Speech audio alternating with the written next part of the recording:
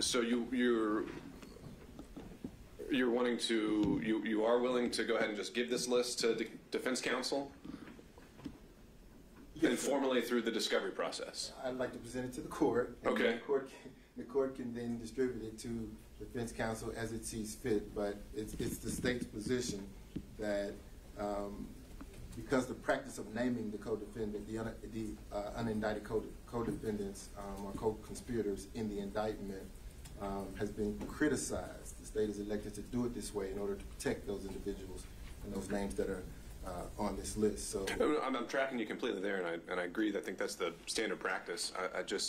I'm curious why I would be the middleman. It seems like we could take the folder and just give it right to the defendants. I think that would be the regular thing to do. Well, I mean, the court could impose a protective order that all of the parties to this case are subject to about disclosure of discovery to the media, if that is the concern of the government. But we have a trial on October 23rd. They have the list of co-conspirators. They're consenting to the motion. Why don't they just give us that information directly? Sure, I think we're all about to reach the same place. So the bottom line is it seems like this is a fairly straightforward request. I think federally it would be a bill of particulars, and those are fairly routinely approved. So I can file an order if you want me to, but otherwise we'll say that the list of individuals 1 through 30 is going to be disclosed to not only, I would think, these 2 defendants, but the other 17 defendants through the discovery process and obviously right now.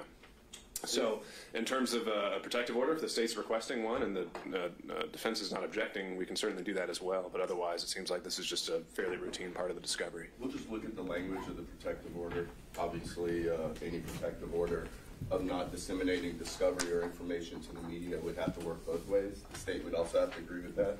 But we have the list now, so all right. I guess it's a moot point. I was just about to say that, so I'll go ahead and just enter a one-sentence order saying the motion is moot, and presumably this list is numbered so it can identify which count refers to which unindicted conspirator and that sort of thing, right?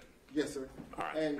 And further, Judge, just to streamline today's arguments more so, the state does plan or intend to turn over the transcript of Mr. Cheeley's testimony, given that he's charged in count 41 in the indictment with perjury, and that testimony is an integral part of proving up our case. Okay, so now we're moving on to number 2, the motion to unseal the special grand jury transcripts.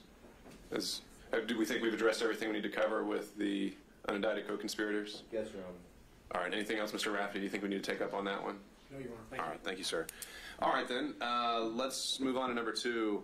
So, obviously, it looks like the idea of the entire report itself has been taken care of, but the motion goes a bit further than that, Mr. Wade, and it says that they want to be able to inspect the entire transcript, assuming there was one, I don't know, and any recordings, and essentially anything that the special grand jury produced. So let me just get your, obviously I'll let the defense present their motion, but let me first start with where the state is in terms of what you think of that is disclosable and discoverable, if the state's following its standard open file policy. Just maybe give me a bit of background about that and what you think is fair game here. Yes, sir. Basically, Judge, the state would contend that any transcripts, any and all transcripts that have been produced by the grand jury or the special purpose grand jury are not discoverable, and that the defense counsel should not have access to them. I know that the court wants to hear further argument of that after the defense has this opportunity to put their case on, but that's our position here. With the sole exception being Mr. Cheeley's? Given okay. that Mr. Cheeley is directly charged in count 41 of the indictment, that's the exception. And what if some of these witnesses that testified you call as a witness at trial? So, Judge, then we rely on actually the discovery statute that talks about that. We would say that at that point, when the state has made the decision to call one of the witnesses that has testified before the grand jury, at that point, the transcript becomes relevant and we turn it over. All right. So we may have to talk some logistics, but we'll see where we end up. So, Mr. Grubman or Mr. Aurora, your motion. Your Honor, I would just take exception with doing what they call Jenks material in federal court, where they give it to you at the last second, because we have to craft a defense based on what people And are then saying. that's what I was getting to. We'll Right, get so there. if we look at the litigation that happened before the special grand jury, it's 2022-EX-00024. I'd like to adopt the brief that was filed by the media companies asking for the release of all these transcripts, because they've got a lot of the law that I've cited, so we don't have to sort of go through all of it. OCGA 15-12-101 lists out the requirements that a special grand jury needs to do, and that requirement includes interim reports that have to be presented to the judge as far as what their work is going on. I didn't know if there were transcripts, but apparently there are in this case, as what the prosecution says. We know that based on the report that was released, there were 75 witnesses that testified before the grand jury, which I'm imagining were all recorded. They've already told this court they're going to have 150 witnesses, so whether they choose to call those witnesses or not, I'm entitled to those transcripts to decide if we want to call them, if there's any impeachment material out there, inconsistent statements, or in fact exculpatory material that might have been said by any of these people. So I think we have an absolute right under the discovery statute. They have to present all the information from their case in chief to us as ordered by your scheduling order, and there's no protection that's out there. We then go to 15-12-80 that gives you the criteria for publishing the special grand jury report. I've also cited the cases that talk about the secrecy issue sort of goes away, hence I think the foreperson of the special grand jury went to the press and made all kinds of statements about these issues. Olson versus State is probably the seminal case. It's 302 Georgia 288 2017 case. And then I also cited the In re Gwinnett County special grand jury case that also allowed for disclosure and said that secrecy doesn't apply after they finish. That cite is in my brief as well, Your Honor. I would further go back about 70 years and go to Dennis versus United States in the United States Supreme Court, 86 Supreme Court 1840. It's a 1966 case that also talks about requirements for disclosure for grand jury transcripts. In every federal case, grand jury transcripts are made available to the defense. They just have a different statute as to when that Jenks material has to be released. But it's not every transcript. It's simply going to be the witness that's called The to witness testify, transcripts. right? You're asking for everything. Well, I don't know what exactly they recorded. So if they're talking about witnesses, that's fine. But as Your Honor knows, the grand jury is one-way traffic. The DA controls the information that's presented to them. So I don't know what it is they're giving them, what it is they're not giving them when we challenge the validity of the indictment, which I've done in a separate brief as far as that goes. So I would like everything, but at a minimum, I think the law requires the witness statements. Whether they choose to use them or not doesn't avoid the responsibility to give them to us. Maybe I want to use it. I'd like to know who those 75 people were that testified under oath in front of that grand jury, aside from Mr. Cheeley, as they've identified. I don't think there's any way really around that. I think the law supports us, and whether it's a protective order or non-protective order, that's their choice. We don't plan on sharing anything with the press, but we need it, and our client needs it to actually prepare for this case. So I think the code sections, the case law, even the Supreme Court case law, and just frankly, fundamental fairness requires that those transcripts, at a minimum, the witnesses be turned over. But I think I would be allowed to have all of it, because if we're going to challenge the validity of the indictment based on what the grand jurors represented, I think we have a good faith basis to ask for that. What code section are you referring to that you think entitles you to all of it? The way, again, I'm no expert in special grand juries. I haven't prosecuted one when I was a prosecutor as far as that goes, but I'm looking at 15-12-80 that generally talks about publishing. And a lot of that was discussed with Judge McBurney with regards to the case site I gave you as far as the special grand jury. So a lot more law is there, so I didn't want to just burn trees down if it's already been argued out there. So I just highlighted the two statutes and essentially three cases that talk about the secrecies, if not negligible, much, much lower as far as that goes once the special grand jury is ruled or made the recommendations. Okay. That's all. Thank you, Mr. Rafferty. I think you joined this one, did you not? I did, Your Honor, and I would join in all the arguments that Mr. Aurora has made. Well, actually, I think maybe you formally didn't on the record, but if you want to orally now, I would that's join, fine. Your Honor. Okay. And the only thing I would add and echo from Mr. Aurora are the due process concerns that he's raised. The government has said they'll turn them over, but only turn them over after they call witnesses. That smacks of gamesmanship. and it would not be the efficient way to try this case. There is no real reason for the government, they have to disclose their witnesses, to not disclose the transcripts of any witnesses that testify before that special purpose grand jury that is going to testify at the trial. Moreover, and I'll raise this at a later point in this hearing today, I do have some very grave concerns about the government's compliance with their Brady obligations. I have already submitted 2 Brady requests. I have not gotten even a response. I'd like the opportunity to raise that later, but I believe that there could be Brady information that is in those transcripts that they are obligated to turn over independent of any statutory discovery obligations. All right, Mr. Wade. Yes, sir.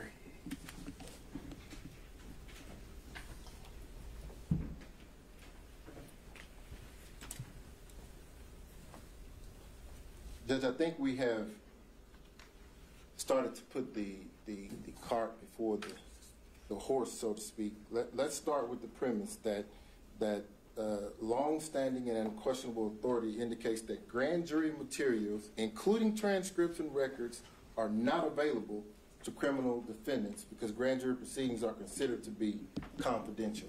And the state is relying upon Stinsky v. State there.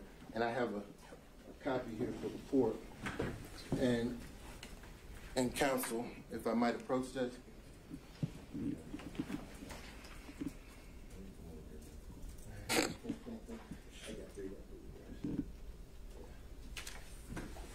Thank you.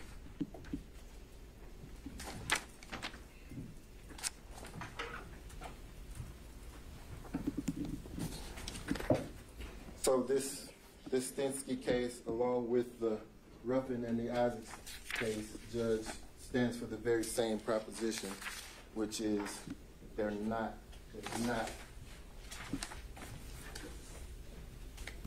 Just go with me.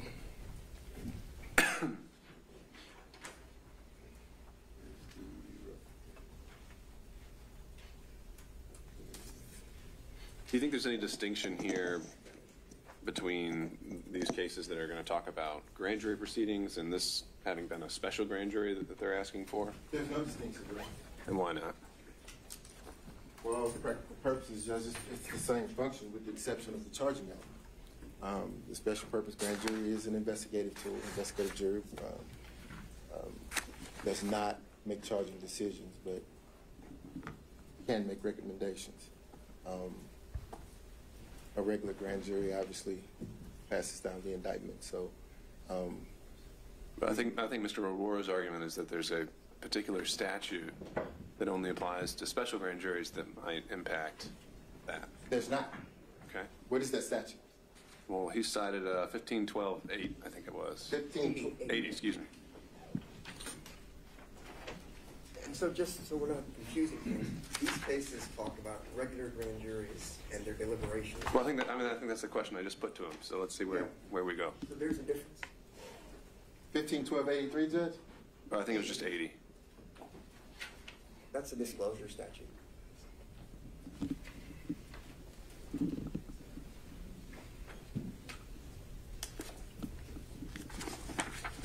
There is no distinction, Judge. The case law is the same. I think that particularly the Olson case that defense counsel is relying upon is not even a case that considered turning over information. That Olson case essentially it merely considered which employees a district attorney can be of a district attorney's office that can be present. I agree with you there. I think Olson goes more towards what we're going to get to about whether they can speak to grand jurors and what about. I think, and we can, if you need to do a supplemental brief, we can do that. But the issue is, because we don't see them as often, whether special purpose grand juries have some different degree of secrecy than a regular grand jury, such that we can't just reflexively look at this case law and say, all right, not a hard call. So, Judge, I think that the application is the same. The analysis is the same. Why is there a distinction between the special purpose grand jury versus the regular grand jury? The law is clear on the defense counsel not being able to get the transcripts or anything that demonstrates that comes out of a grand jury process, the special purpose grand jury or the regular grand jury process, Judge. And that's the Stinsky case, the Ruffy's case, and the Alex case. But I like to direct the court's attention to the fact that there's no authority that demonstrates any defendant is entitled to these grand jury transcripts. Courts disfavor the release of these transcripts. Defense has pointed to no overriding factor that would override the policy favoring the secrecy of grand juries, and that is the guiding principle, judges, the secrecy of the grand jury. The Supreme Court says that the grand jury is a public institution serving a community that might suffer if those testifying today knew that the secrecy of their testimony would be lifted tomorrow. This indispensable secrecy of grand jury proceedings must not be broken except where there is a compelling necessity. They have to show what that compelling necessity is, Judge. And the Kessler case, along with the other cases that the state has just given, support that proposition. But also the Supreme Court in the Anderson case does as well. Now let's talk about the Supreme Court, because they've identified five factors, Judge, that are present in the Douglas Oil case that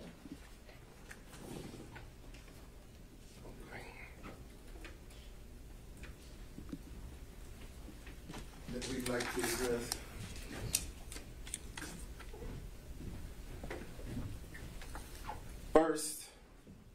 First, if the pre-indictment proceedings were made public, many prospective witnesses would be hesitant to come forward and voluntarily, knowingly, and those against whom they testify would be aware of their testimony. That's the first thing. The second factor against releasing the information is witnesses who appear before the grand jury will be less likely to testify fully and frankly, as they will be open to retribution and also to inducements, which we've seen a little bit of in this case. Third, there also would be the risk that those about to be indicted would flee, or fourth, would try to influence individual grand jurors to vote against indictment. 5, and finally, by preserving the secrecy of the proceedings, we assume the persons who are accused but exonerated by the grand jury will not be held up to public ridicule. Those are factors, Judge, that the court should consider in determining whether or not the grand jury secrecy provision has been overridden by counsel's arguments.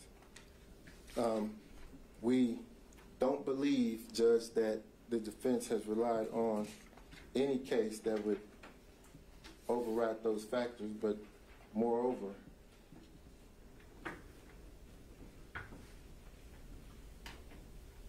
any treatise that would assist upon them in their reliance, Judge. They did cite to the Henry Gwinnett County case, Judge, and even in that case, the requirement that secrecy be maintained among all types of grand juries without distinction. And that's in the Henry, and I'll give the court a copy of that case.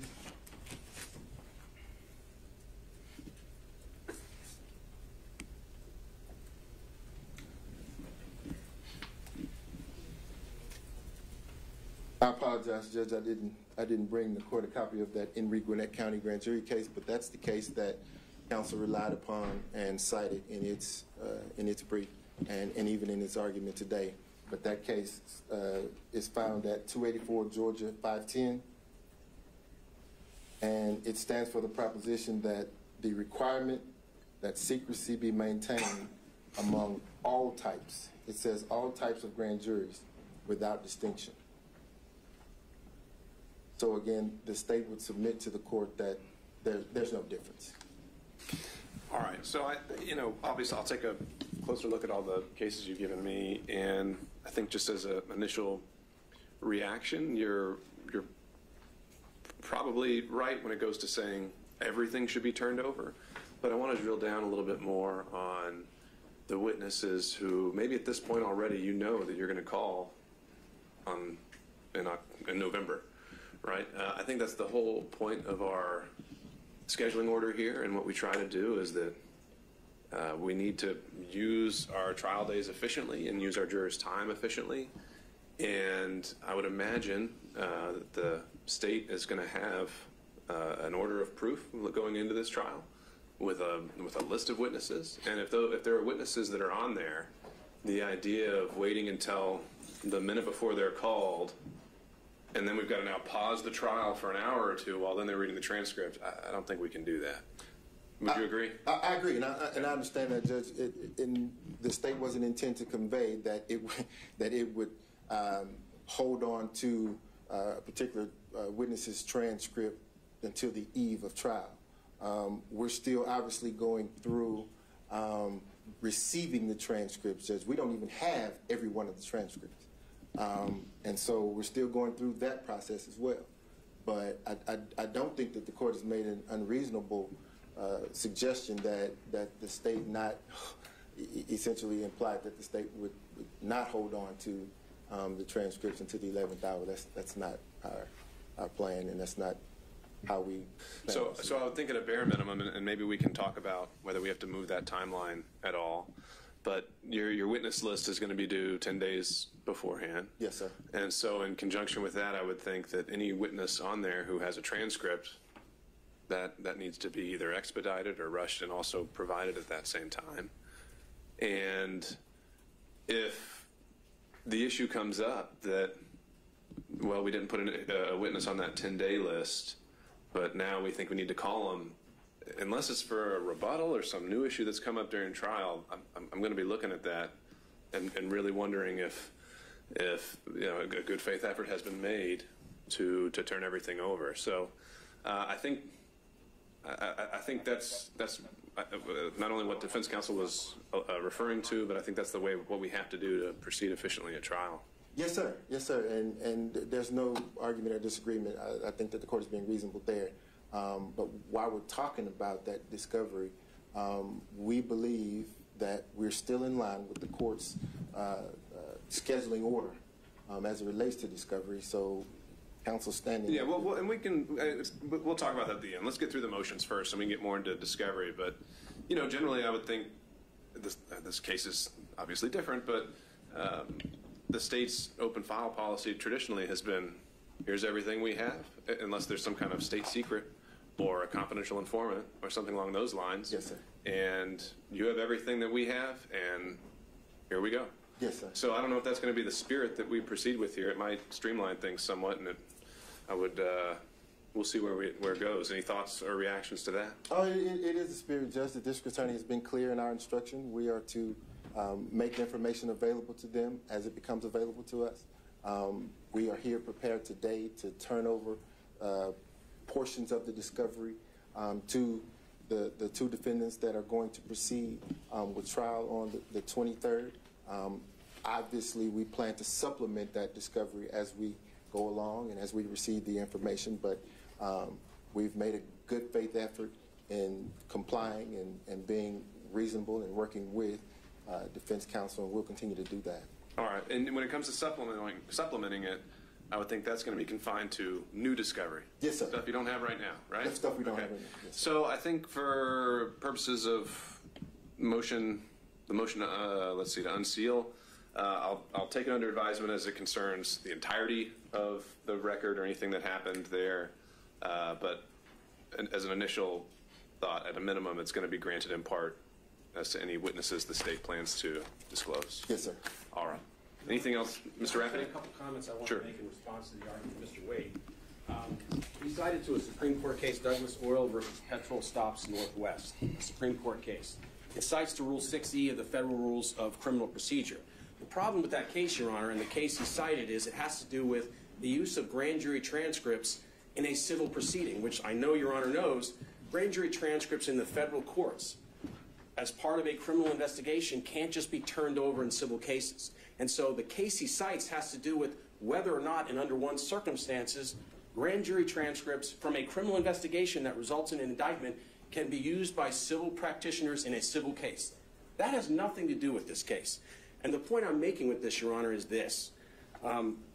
the government has now cited to a case that really has nothing to do with this. They come to court here today. They don't respond to the motions in writing.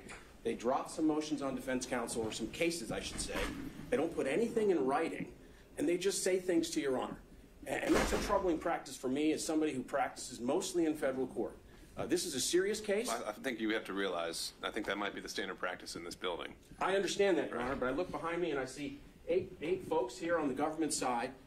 We're talking about a case that is unique, to say the least, involving allegations related to the supremacy clause, First Amendment rights, all kinds of things. Defense counsel are writing motions. I think we're at least entitled to a written response from the government citing these cases so that we have an opportunity to inspect them. Because otherwise, what happens is the government comes in, cites to a case that has no application whatsoever, and suggests to your honor that it is precedent that governs the disclosure of grand jury transcripts when it does not.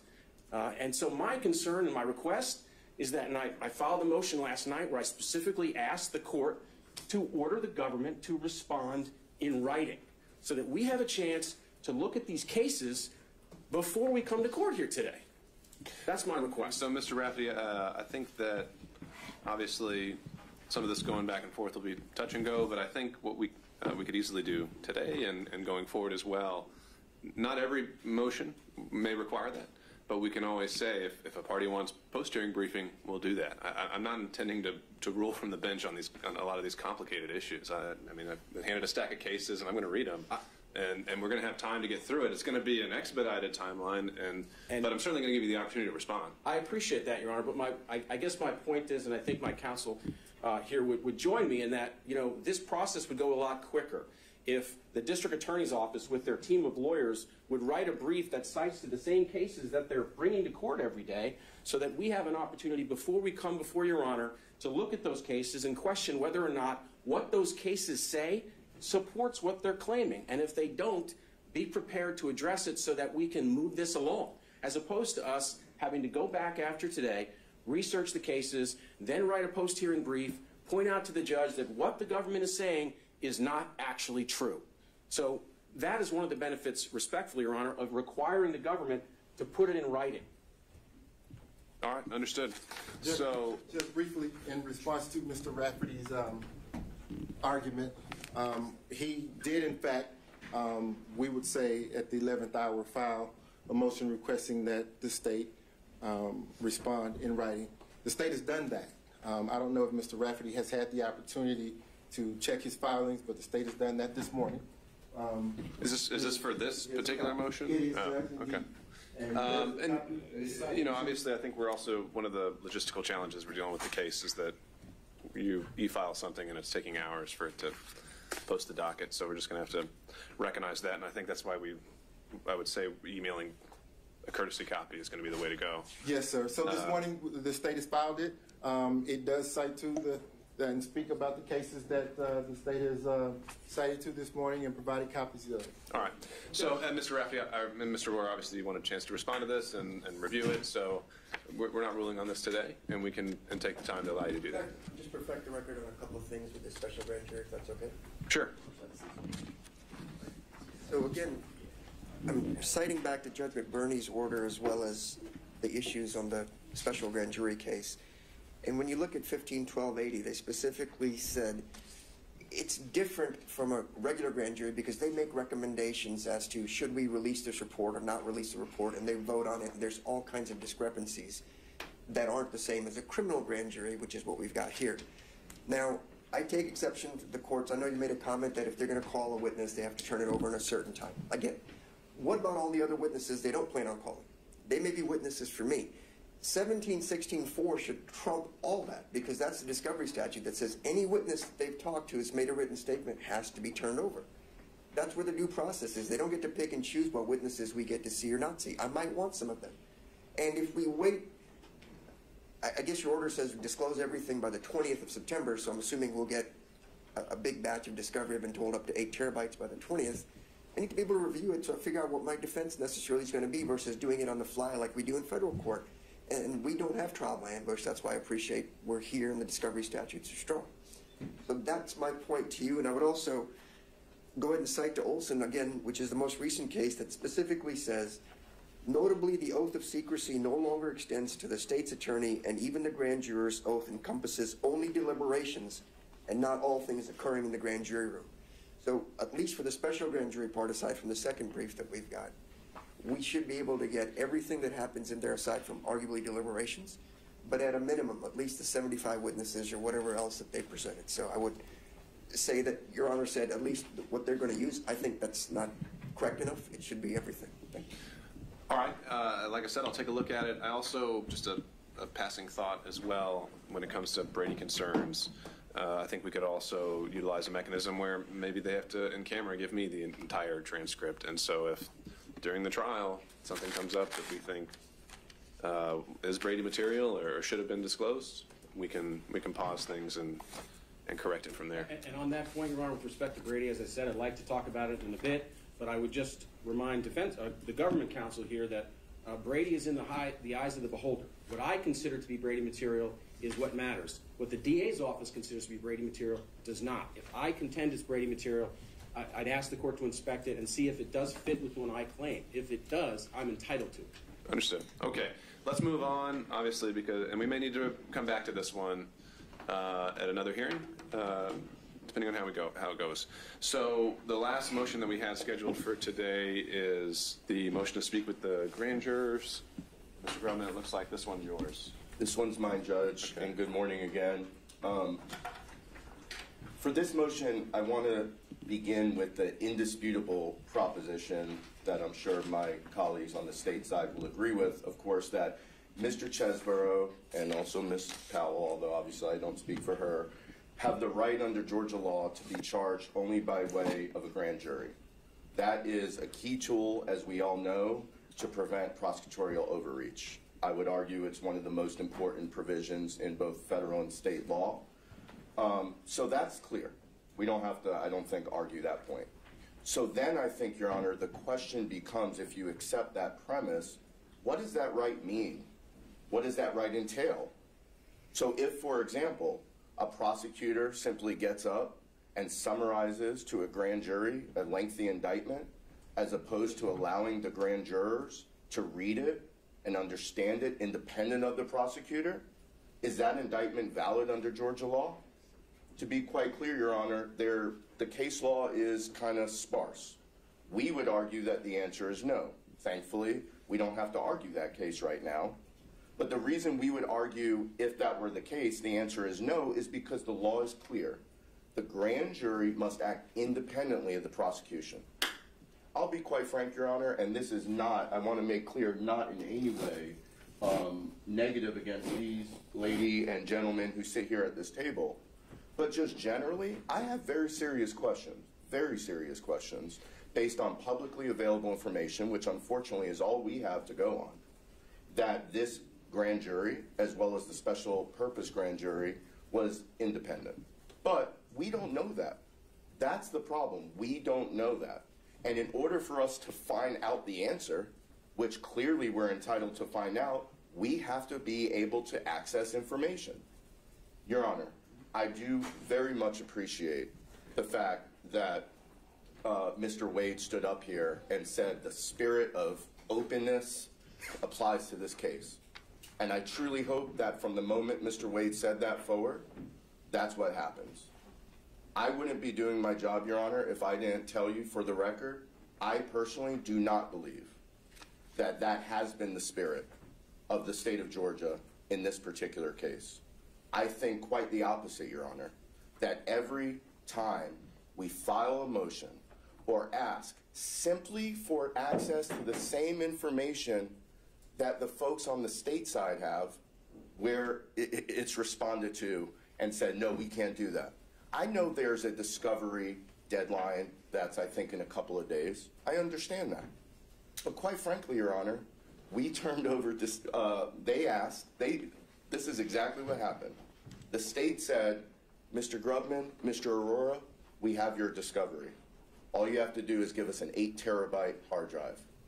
That day, literally probably within 2 hours, we were down here with the hard drive. Follow-up email. Where's our discovery? Where's our discovery? Where's our discovery? There is no, we haven't gotten the discovery. And Your Honor, I'm not saying they violated the court's order because that deadline hasn't come. But if we're really being open, and if we're really going to talk about the spirit of openness, I really hope that starts here. And this is just another avenue, our request to speak to the grand jurors, to allow us to have the same information that the state has. Now, Your Honor, we went back and forth internally, to be honest with you, about even filing this motion. Not because we don't want to talk to the grand jurors, but with all respect to the court and to the state, we quite frankly didn't think we were required to necessarily ask the court for permission. As you know, Judge, grand jury secrecy, with all due respect for Mr. Wade, citing all those cases that predated the Olson case, it doesn't exist except for deliberations. It does not. The Supreme Court in State v. Olson was absolutely, positively clear, as Mr. Aurora stated. There is no grand jury secrecy here in the state of Georgia. There is grand jury secrecy in the federal courts, as Your Honor knows. That does not apply here. Prior to, there were certain legislative changes, and there was a time, my understanding is, in the state of Georgia where there was similar rules as to federal court, and that is no longer the case. So there's no secrecy. Now, there is confidentiality, of course. And the only part that's truly secret and confidential is the deliberations. And I want to make sure it's clear that we are not asking to speak to the grand jurors about their deliberations. We will not do that. We're officers of the court. We know we can't. We won't do it. Now, Mr. Wade laid out certain factors of the purposes of grand jury confidentiality. I think he named 5, but the Olson case names 4. I'm sure there's different formulations, so I'm just going to go through 4. Again, prospective jurors would be hesitant to come testify. Actual witnesses would be less likely to testify fully and frankly if the grand jury was open to others. The Supreme Court said there was a risk that those that were indicted would flee or would try to influence the grand jury against returning indictment if the grand jury was open. And 4th, it was ensuring that those accused but exonerated by the grand jury, apparently that happens from time to time, wouldn't be subject to public ridicule. Your Honor, I would submit to you that none of those purposes apply here. None of those purposes, in fact, even apply after a grand jury issues an indictment. Let me jump in, and having read the Olson case up to today, and I think there was one, Collin, that really predates it. Yes, Your Honor. And in Collin, they've got the defense calling a grand jury witness to talk through some of these issues of who can be present during deliberations, who can be present during the presentation of evidence, and so it seems to me that I agree with you that you have a right to talk to grand jury witnesses. What about? We'll get to. But, and I'll say it on the front end, I appreciate you filing it this way because these grand jurors have been through a lot. Yes. And I think we need to recognize that and craft a remedy here that recognizes that.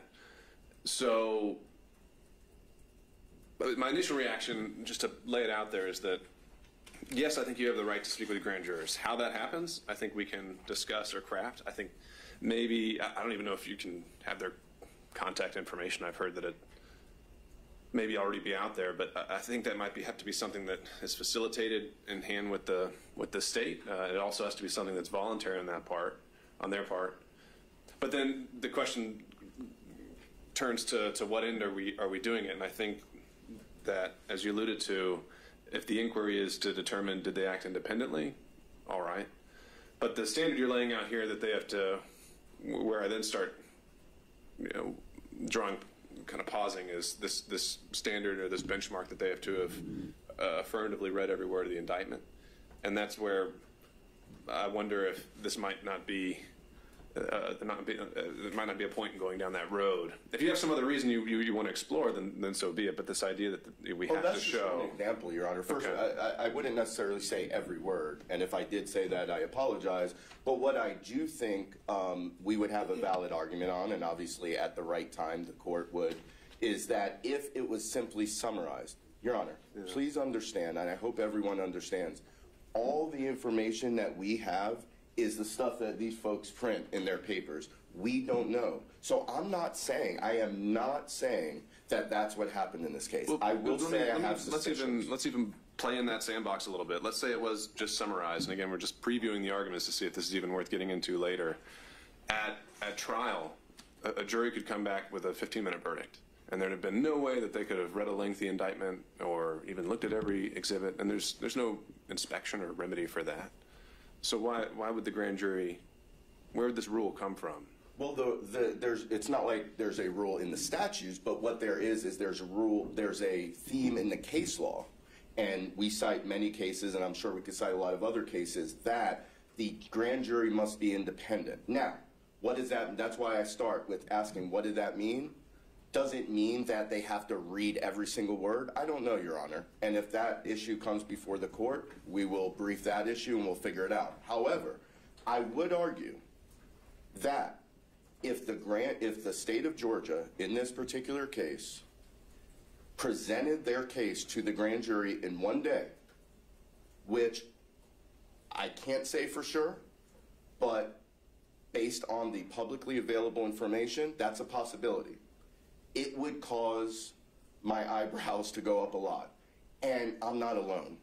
Judge Choflat in the United States v. Sigma International, now that case has been vacated. It's not presidential. Yeah, that's the right word. But that being said, the dicta still applies. But that case didn't have so much to do with any method of how the jurors reviewed the indictment. I think they were citing the transcript of the AUSA, essentially steering them exactly where to go. Well, Your Honor, the thing is, that may have happened here. I don't know. And I hear you there. Just my point being is that just summarizing an indictment to me, you know, for example, if we know the deliberations, we can't go into that. That's protected. How would you ever ask the question of whether another grand juror read the indictment to everybody else during deliberations? I don't even think you're going to be able to answer your own question. But no, I respectfully disagree, Your Honor, and we could craft some questions. Obviously, we would have to think of the language, but what I think we want to know is, Mr. or Mrs. Grand Juror, when the evidence was being presented to you, did you have the opportunity to ask questions? Did you have the opportunity to follow up? Judge Choflat said, and this is dicta, but we rely on dicta all the time as at least persuasive.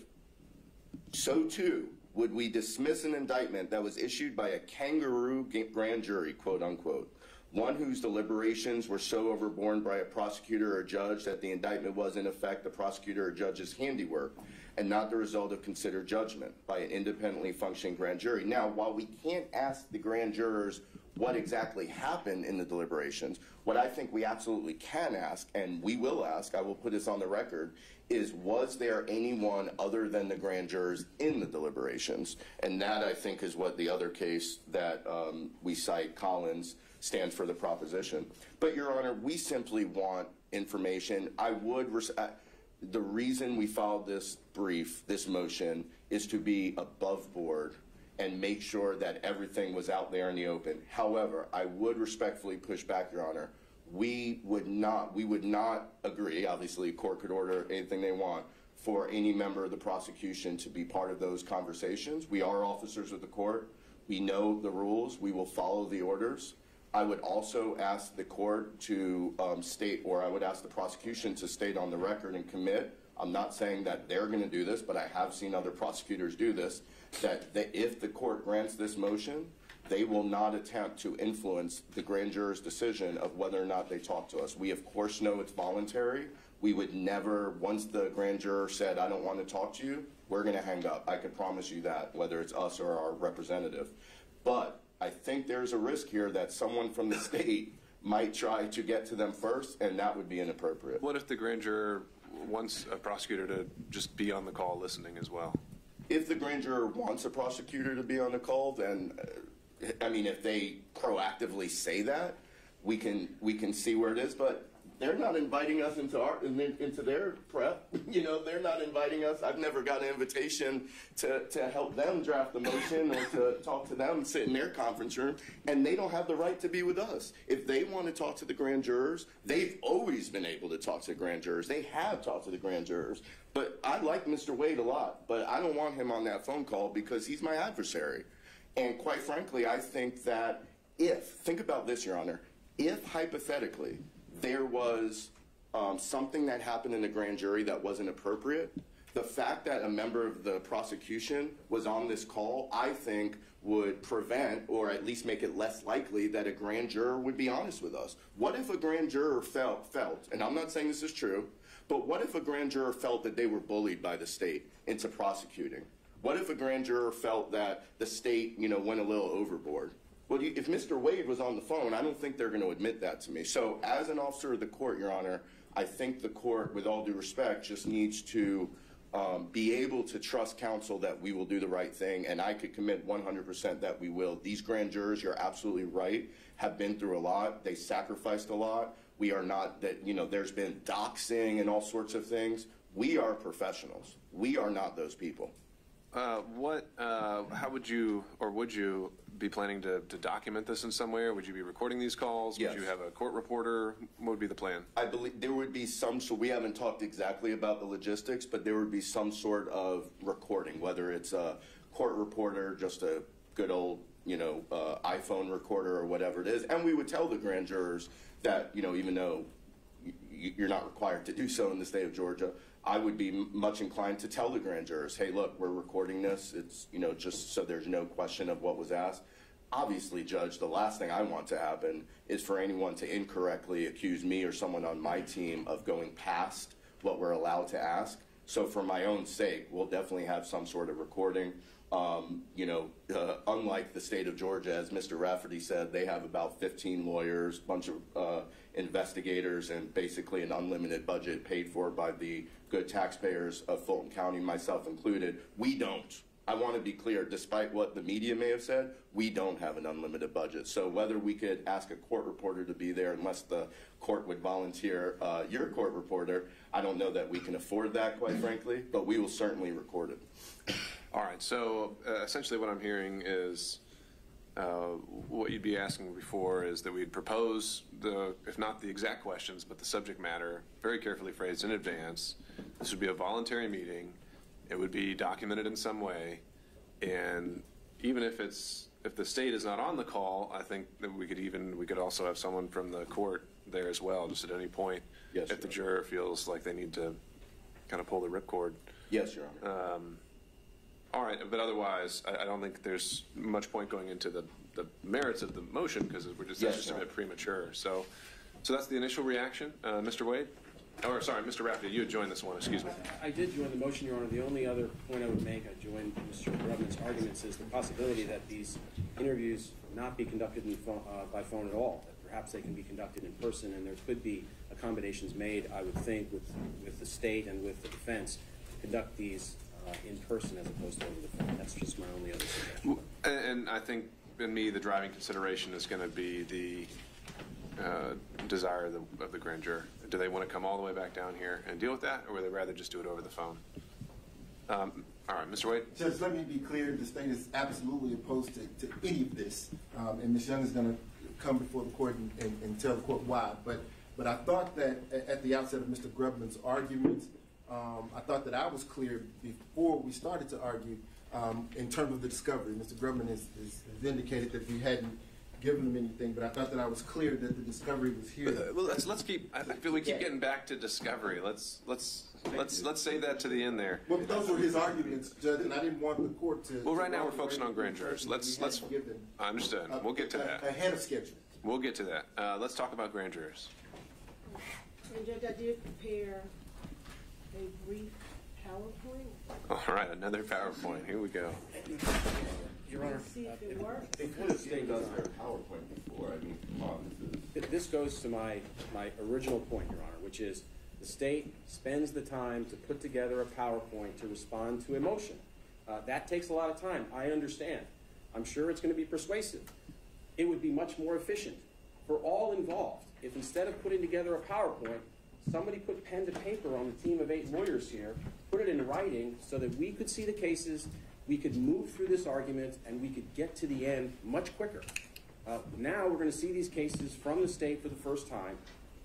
Mr. Aurora, Mr. Grubman, and myself will look at these. We'll go back. We'll probably find things that perhaps are inaccurate and have no choice but to then file some supplemental briefing. With a trial date on October 23rd, this process is just not an efficient use of the court's time.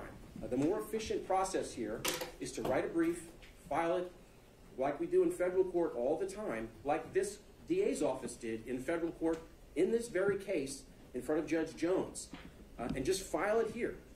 That's my ask. All right, understood. And I think, again, we're just going to take that up on a motion-by-motion basis. All right, Ms. Young. If I may approach, Judge. Sure. This is a copy of the motion the state did file this morning in response to the defense motion to be able to speak to grand jurors. And I think the state and Your Honor are probably on the same page, so I'm going to try to go through this pretty quickly in regards to deliberations, because what the defense motion stated was, in their motion, is that they wanted to know if the grand jurors had been read the indictment, and that was the purpose for them talking to the grand jurors. Here today we find that there are some other reasons that they may want to speak to them. But the state's belief is that, if that would move, it's not moving. As the court talked about deliberation, it is part of the grand jury's reading, whether or not it was read to them, whether or not they read it during deliberations. We're all trial lawyers here. We know that a copy of the indictment goes back with the jurors when it's a trial jury. They're reading over it to make sure that the evidence matches the evidence that's been presented. That's the same thing with the grand jury. They're given a copy of the indictment. They can do with it as they please. And if we start to get into questioning that, we are getting into what they were doing during their deliberations. As the court pointed out, did the foreperson read it to them? Did someone else read it? That's all part of their deliberation process, which has clearly been prohibited by anyone getting into their deliberation process. So the state's contention is that these questions about the grand jury and reading of the indictment summary is part of deliberations, and they can't get into that because it's prohibited. And I'll just cite OCGA 151267 says, the current grand jury oath requires grand jury to keep the deliberations of the grand jury secret unless called upon to give evidence thereof in some court of law in this state. And it talks about extraneous prejudice information, which I think goes towards the Sidney case, is kind of what they were talking about, as the court pointed out, whether or not the prosecutor was steering them to a particular decision. It talks about outside influences or a mistake in entering the verdict. None of those things here exist, and I'll get to their solution as to how they want to handle that with the court. But I will also state that Federal Rule 606, as well as the 2406 here in Georgia, mirrors that, which basically says the same thing, that the validity of a verdict or an indictment, a jury shall not testify or an affidavit otherwise, nor shall a jury's statements be received as evidence in any such manner. And that gets into what is the purpose of this voir dire that they want to do of these grand jurors? How can it be used? According to the law, it can't be used as evidence at trial. They can't testify. They can't give affidavits.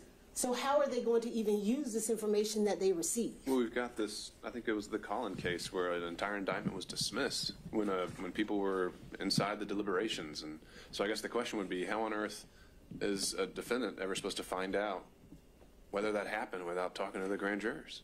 Well, Your Honor, we're officers of the court. You can state no one was in there besides the grand jurors. Yeah. That's what they're asking for us to do for them. They can state as their place as officers of the court, this is what the grand jurors said to them. We then can state in our place as officers of the court, only the grand jurors was present during deliberation. So, but in Collin it says the defense presented the testimony of a grand jury witness to support his assertion. And I know it's not really undirected, or that's just kind of in passing a fact that's present there, but I certainly haven't found anything in Georgia law that says no one's allowed to talk to the grand jurors. Well, I think it's not that they're not allowed to talk to them, Judge, but I'm basing on what their motion states. Sure. And I think we've arrived at the same place there, where it's going to, again, and why I'm kind of seeing that this might all be futile, but I'm with you that deliberations are a hard stop, and I think the defense has conceded that. So really what it all is coming down to, it seems to me, is what are they allowed to be asked? Right. Well, I'll kind of move on Okay. to that point, talking about 204, 403 about the relevance. And specifically, OCGA 151273 especially states admissions and communications among grand jurors are excluded as evidence on grounds of public policy. So I just think the things that they are asking for gets into how are the jurors communicating with one another. I think it all goes towards how they deliberated. Mr. Grubman got up here and talked. How quickly could they have come to this decision? You know, it's a 98-page indictment. That all goes towards their deliberation. Asking questions about that is part of the deliberation process, which is prohibited. So I think if we're going to get to this point, which the state does not concede we should, we have to figure out then how is it going to be used? Because the case law is clear. Testimony of grand jury witnesses, they cannot use this to impeach their findings. And that's what they're asking to do. They're trying to ask these questions in order to impeach the true bill that the grand jurors set down. That's what they're essentially asking to do, and it's not allowed based on the case law and by statute. And I'll just cite to one case that I don't know if they mentioned, but United States versus Van Eagle, it says an indictment returned by a legally constituted grand jury is presumed to be valid on its face.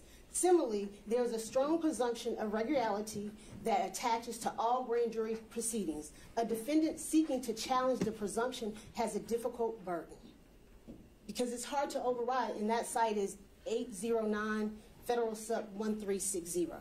So, Judge, I think we have to get into, is it relevant? Is it admissible, the questions that they want to ask these jurors? And based on the case law, it is not, because what they're asking is, we want you to change your mind. We want you to answer a question in a way that is going to impeach your findings. None of the questions that they're at, all of those things are reaching towards that. Was there someone else in there? Did the prosecutor steer you a certain way? All of that is to impeach the finding of a true bill of the indictment. And there's nothing here that says that it should be. I want to touch upon the public policy and the safety that the court talked about. And we've heard it. These grand jurors have already experienced doxing, threats. We've had to they've contacted our office because of safety concerns. We've had to contact law enforcement agencies all over Fulton County to then make sure that these grand jurors are safe. So I think one consideration the court also needs to make in allowing this is the safety of these grand juries and their concerns that have already been voiced. But I'll just say the Georgia Supreme Court observed the grand jury as a public institution serving the community might suffer if those testifying today knew that the secrecy of their testimony would be lifted tomorrow. The indispensable secrecy of grand jury proceedings must not be broken except where there is a compelling necessity. There hasn't been any compelling necessity that's been raised by this defense to then pierce this veil of secrecy of the grand jury. What was the site for that last one? Judge. Where's that coming from? That would be nice. Kessler, Judge. And can you spell that one for me? You have that case, Judge. That's the one, okay. Yes. In my stack.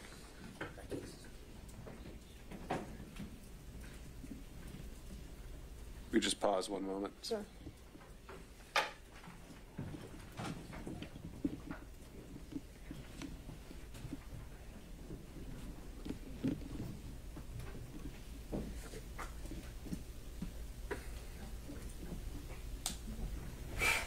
Are you ready, Judge? Okay. And then the state, we kind of talked about Douglas versus Oil, but I just want to point out again, Judge, just talking about deliberations and the fact that it should be, when discussing the charges and votes of the indictment. And I think all of the questions that Mr. Grubman talked about, that's where it's going. So if we're going to do this, which the state, once again, does not believe we should, it's going to have to be crafted very carefully to make sure that we're in line with the statutes and the case law.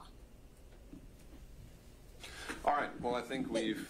And I'm sorry. Just one more thing, Judge, because we talked about the grand jurors and the safety, and I'm just, you know, all these cases are in there for the court, but I just want to, we have to make sure that we're keeping that paramount, because they're asking to be able to call these jurors. These jurors have already said we're concerned. We've had to, and I'm handing them actually another copy of the written response that I gave to the court, but because of public policy and safety, Judge, I think that is another reason why we should not allow this. And then finally, the lack of authority. What they stated to the court was Sigma, which has been vacated. It's really improper to even bring that to the court to say, consider this, when it's not even law. They've vacated it, they've renounced it. So it's not even something that the court should even be considering or thinking about. There is no authority that allows what they're asking the court to allow them to do. The indictment, and I've said that to the court, the grand jury acted rather quickly is one of the things, as the court said, we don't get into deliberations with a jury. They can take as long as they like, they can take as short as they like.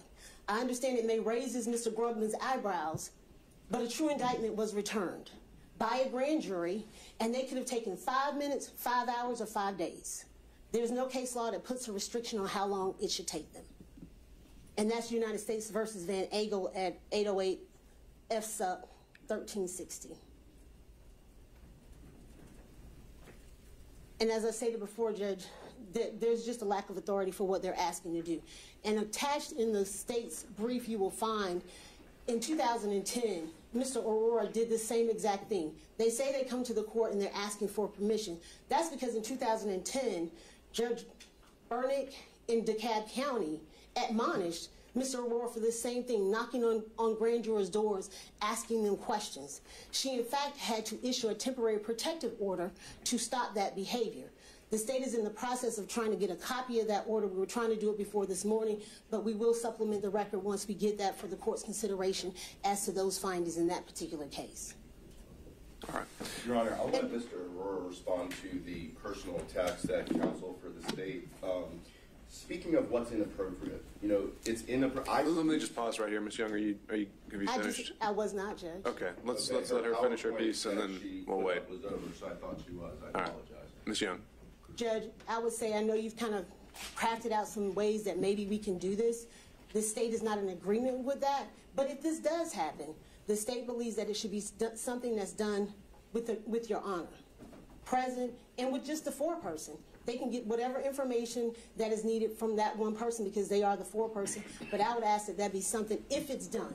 State doesn't believe it should be done, but with the court present, and if the foreperson asks for the state to be present, for the state to allow to be present, and there are some well-crafted out questions that are given to the court and to the state prior to any of that happening. But we'd ask that it does not happen because it is not authorized by law.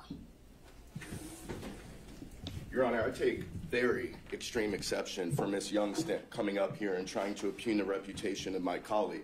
If I had to list out the number of cases... All right, Mr. Grumman, let's keep us on track. I'm not going to consider it. It's not part of the record Your right Honor, now. My colleague was, and this is broadcast live. And you can respond to it on your own. Mr. Grumman, please let me finish. Okay. It's not going to be part of the consideration right now. If you want to handle that outside of the courtroom, that's your business. But for now, to stay focused, I think we should just focus on the law. Respectfully, Judge, though, it was said on the record, and I think I should have the opportunity, and Mr. Aurora should have the opportunity to respond, because that was completely inappropriate. There have been many times, that the Fulton County District Attorney's Office, including some of the members that are sitting in the courtroom today, have been called out by courts by name with inappropriate things that they do in the grand jury and at trial. So no, I cannot take Ms. Young's word for it that it was done properly. Ms. Young's trying to send my client to prison, and we have the right to know if it was done properly. And she keeps saying there's no case law. As Your Honor said, there is case law. Instead of creating these wonderful PowerPoints that they're so fond of, read our briefs. The Collin case says we can talk to grand jurors. So the fact that she got up here and lied to the court. All right, Mr. Grumman, I think we need to go down that road. Your Honor, she lied to the court, and I apologize, and she defamed my Mr. Grumman, I've said it's over. All right. Well, I wish you would have stopped her from defaming my co-counsel. So, where we are, let me just summarize. With motion number 1, with the motion to speak to the grand jurors, I would ask defense counsel to supplement their motion.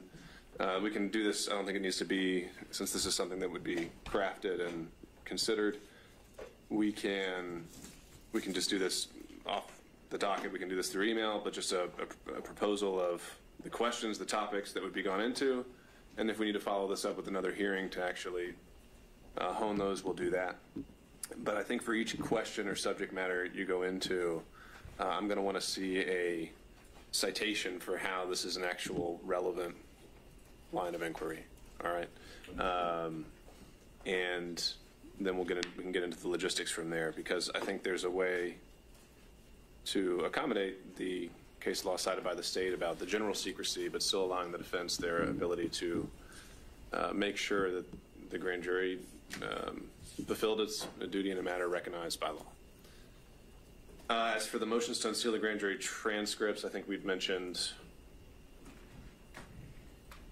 that I'll be taking that under advisement, and I've been provided the case law for these first two motions. Ms. Young, if you could provide a copy of that PowerPoint to the defense and to me as well, and counsel for 1 and 2, were you desiring supplemental briefing on that to respond to what we just got? I think the case law is the case law. If you read it, you'll understand. All right, Mr. Rafferty, did you want to respond? No, Your Honor, I just would echo what I said before. I would just ask respectfully if the court would order on a case-by-case basis, perhaps, if the government intends on drafting something like they have today and they did last week in the form of a PowerPoint, that it be in the form of a motion that we have an opportunity to read and be prepared so that we don't waste the court's time. All right. And then finally 3 was mooted. So I think that takes us to just another kind of check-in of where we are. Just a few things on my end before I know we can start talking about some discovery issues and we wrap up. Obviously, I think it might have hit the docket by now. I think sometimes, like I said, sometimes there's a kind of like a delay, but we filed an order on the severance issue. I realized I never actually asked the state at the last motions hearing about the redacted indictment issue that Mr. Aurora argued and that was filed on behalf of Mr. Chesebro. If you recall, it's the motion to sever counts from the other defendants. 1 second, Jim. Let's see. The August 30th motion for severance of co-defendants, and it lists several of the counts. And essentially how Mr. Aurora clarified it was that he's asking for a redacted indictment at trial. I never actually got the state's position on that one.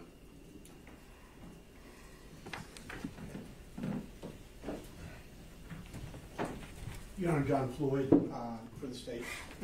Mr. Wooten addressed this originally. He's not here at the moment, so I'll just step in, pinch hit for just a second.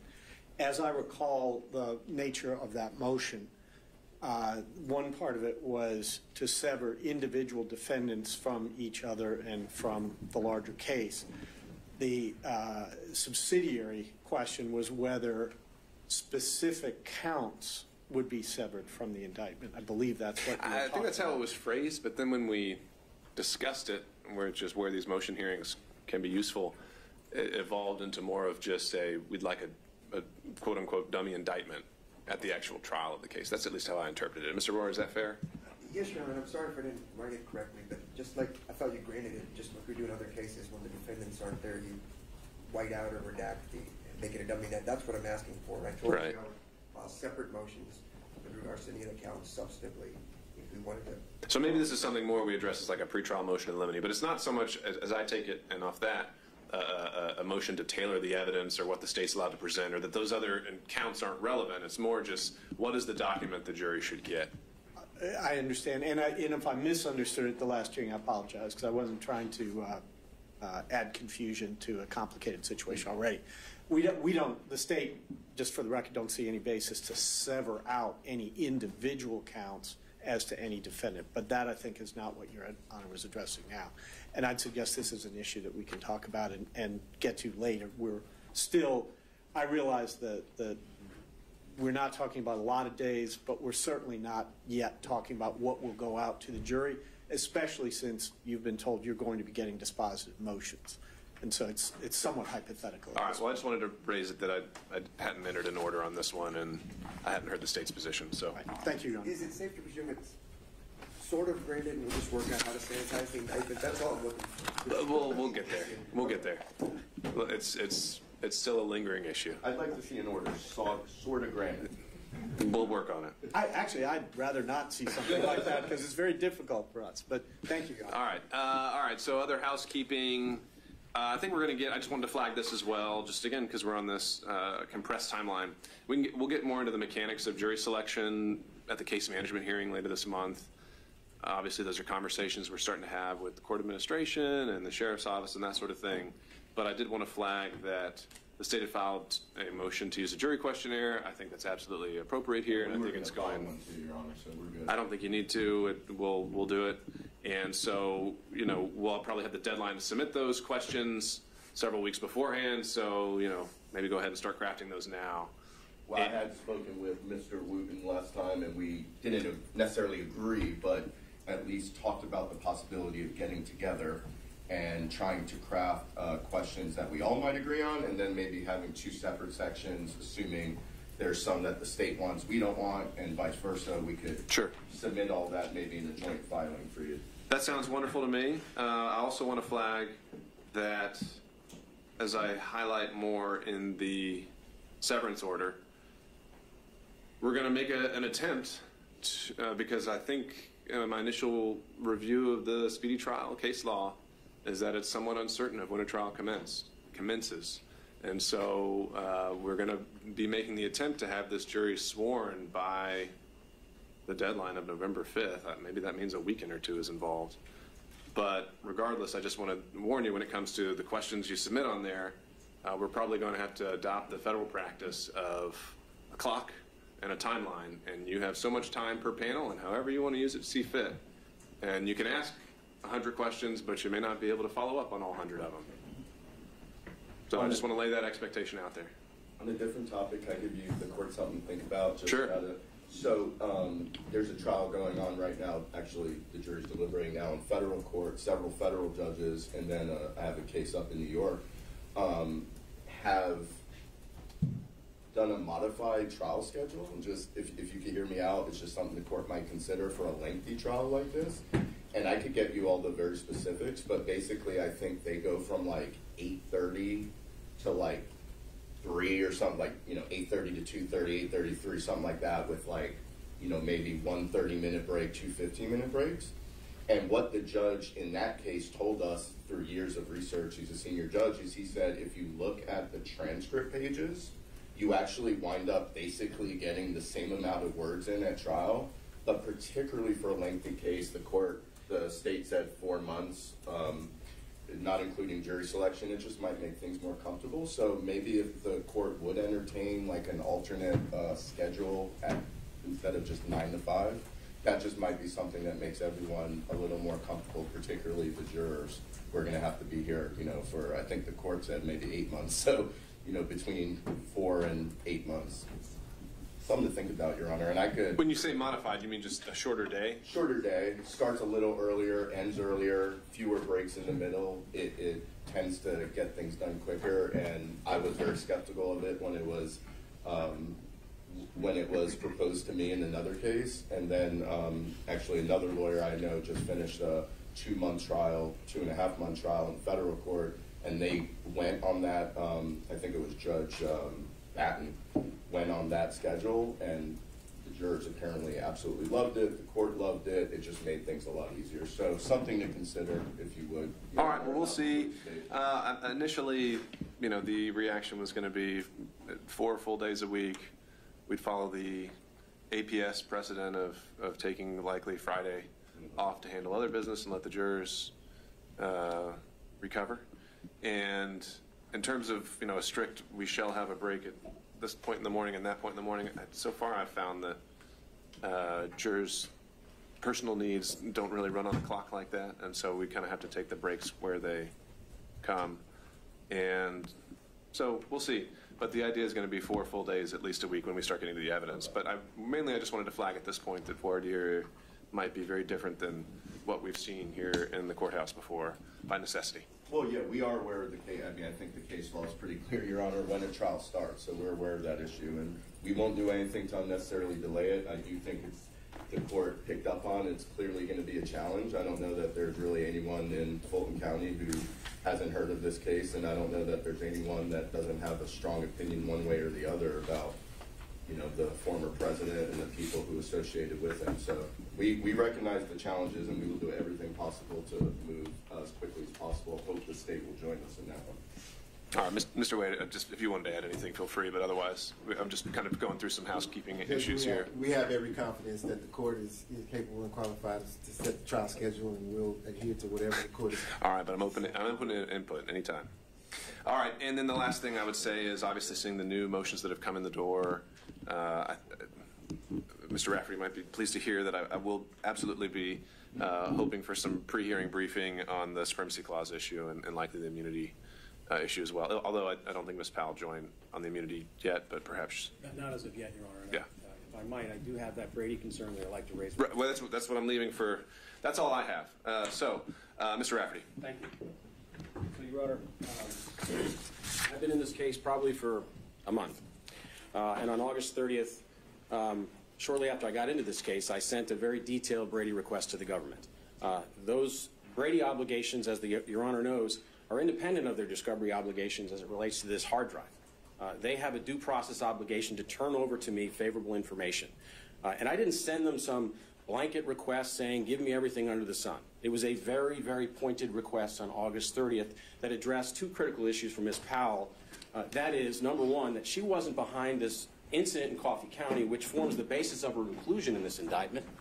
And number two, that whatever happened in Coffee County, there's ample evidence out there that it was authorized. Okay? So I've asked for that very specific evidence. In response to my letter on August 30th, I heard nothing from the state. And so this week, I sent an even more tailored request, a copy of which I can provide to Your Honor, asking for very specific information because I've spent the past month or so trying to figure out what happened and have gathered ample evidence showing those two things, that Ms. Powell was not behind all of this and that it was authorized. I filed a motion last night that sets out all the evidence that I've been able to find on my own, which I hope the state has, okay? But the most important thing that I found, Your Honor, is a report by CNN, which I've been able to confirm, that there is a letter of invitation from Coffee County on January 1st of 2021 that was sent, and it was sent not to Ms. Powell. It was sent to another lawyer inviting folks to come down to Coffee County and do whatever it is that they do. What does that establish, Your Honor? Two things. One, what I've been saying since last week in my severance motion, what I said in my motion last night, what I'll keep banging the drum on, which is this was not Ms. Powell. That's number one. But number two, that this was authorized. It was authorized, and I have asked for that. I have not asked for 8 terabytes versus discovery. This is a handful of documents. We've got 8 lawyers sitting on this side. I'm pretty sure they know how to attach a document to an email.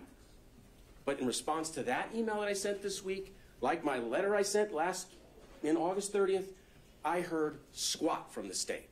So they sit here and say, Your Honor, that they are open and they're going to turn stuff over.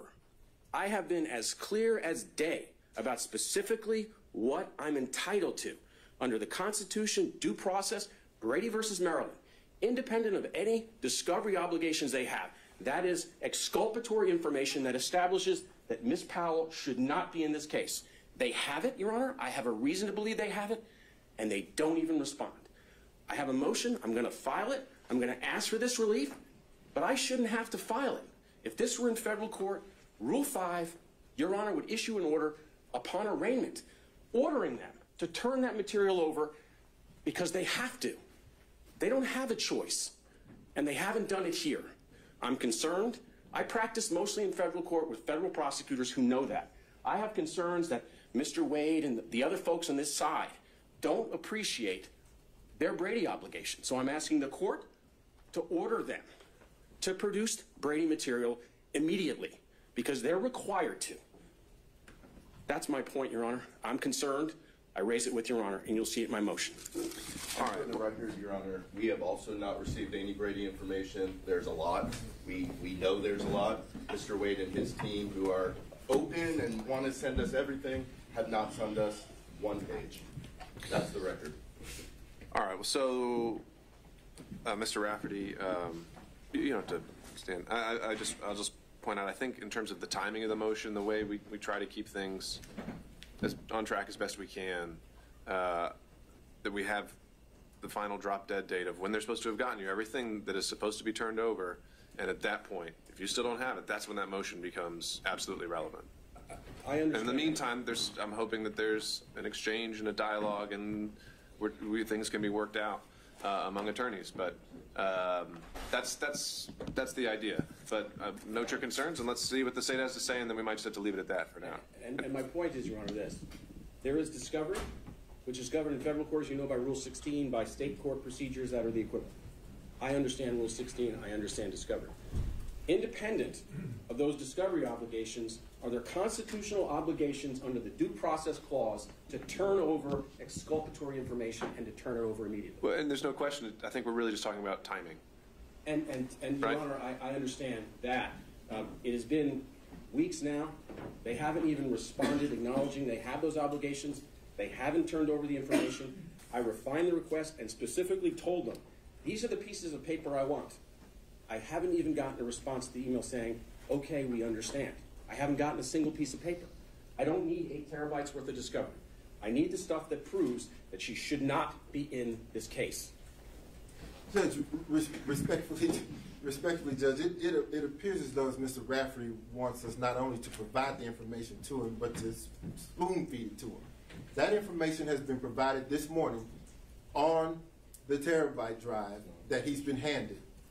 Before schedule, ahead of time, the court sets a discovery or a pretrial motions order, a pretrial track for which the state has held true to. We have not violated any of the deadlines. What we're doing is trying the case is what we're doing. That's the attempt. They're putting in evidence, and he's saying these things, trying to essentially try the case before it's time to do that. Discovery has been given to the other side, Judge. It's been given to them actually, not just timely, but ahead of time, ahead of the schedule that the court has set. Now, all Mr. Rafferty has to do is plug it in and open it and find the documents that he's looking for. All right. That's the key, Your Honor. If I could just point this out. And let me educate Mr. Wade for a second. As a former federal prosecutor and a state prosecutor, you do not satisfy your Brady obligations by turning over 8 terabytes worth of material and say, go find it. That does not satisfy your obligations under Brady, the case law, and the Constitution. You are obligated to turn over specific information that has been requested. You can't just give me 8 terabytes and say, have at it and go find it. If you have it and I've told you what I'm looking for, you got to turn that over to me in that form. All right. So I think we're spinning our wheels at this point. Mr. Rafferty, obviously on that specific point that they have to then kind of point to this and that and respond to discrete evidence requests, make that a part of your motion because I'd like to see the case law on it, and we can take that up at the appropriate time.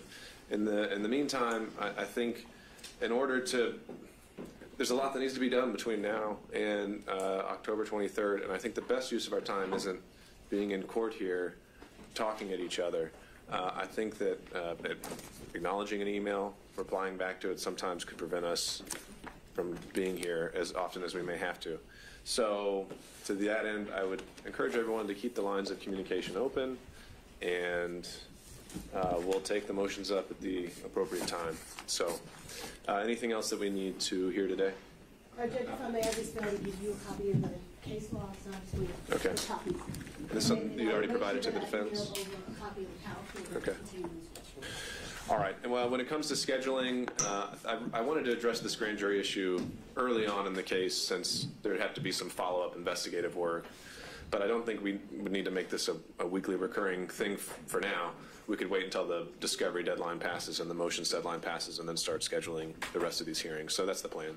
Your Honor, on that Yes, sir. point of scheduling, if it's possible, if we have to have a hearing next week, could we have it Monday, Tuesday, or Wednesday? That's my request. I know next week I'm presiding, and right now Wednesday looks mostly clear. Thank you. So that could be a date we could shoot for if there's some kind of emergency that has to be heard. Thank you. And we could even try, Mr. Roy.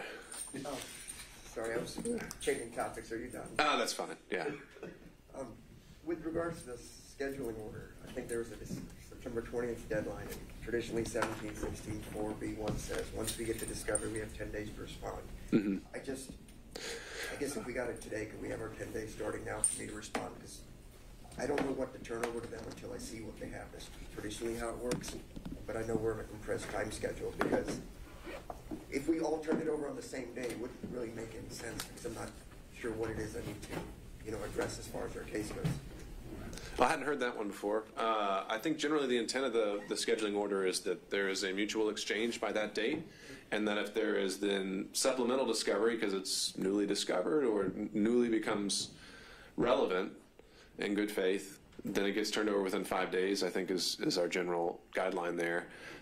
So I think you, based on the indictment itself and the arguments we've had so far, have a pretty good idea what the state's case is against your client. And so I would think that you could turn over the bulk of your discovery by that deadline. If there's some follow-up that needs to be done and the state's unsatisfied with the timeline of when it's turned over, then they'll file a motion and we'll hear it. I just don't want to be a bad fit issue. I don't want to pay experts if I don't need them based on what the discovery says and what witnesses they have, since we've got it today. I need to respond. Well, experts will be classified differently. I think we also have a trial management order where we say experts are supposed to be identified and summaries of their reports. I believe it's 14 days. It might be 7.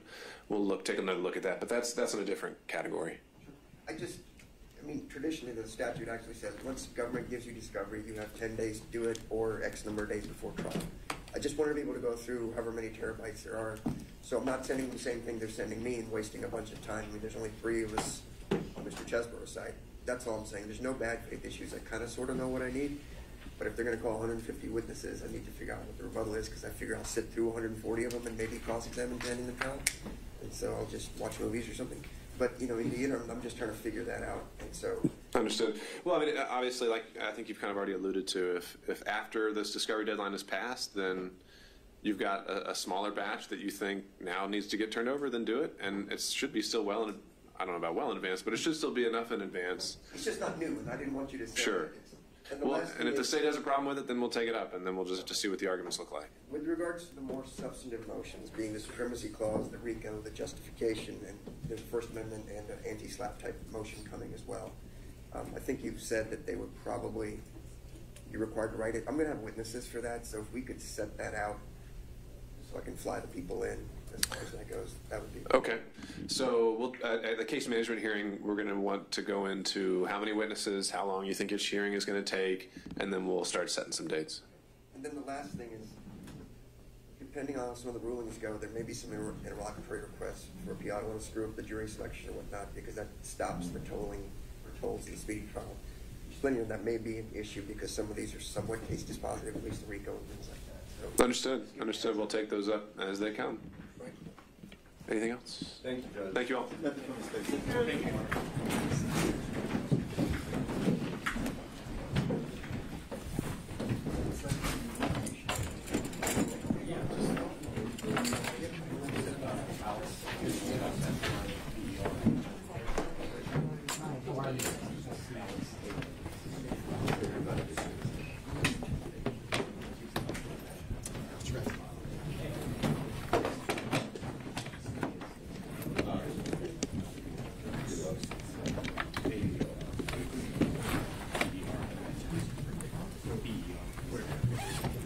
All right.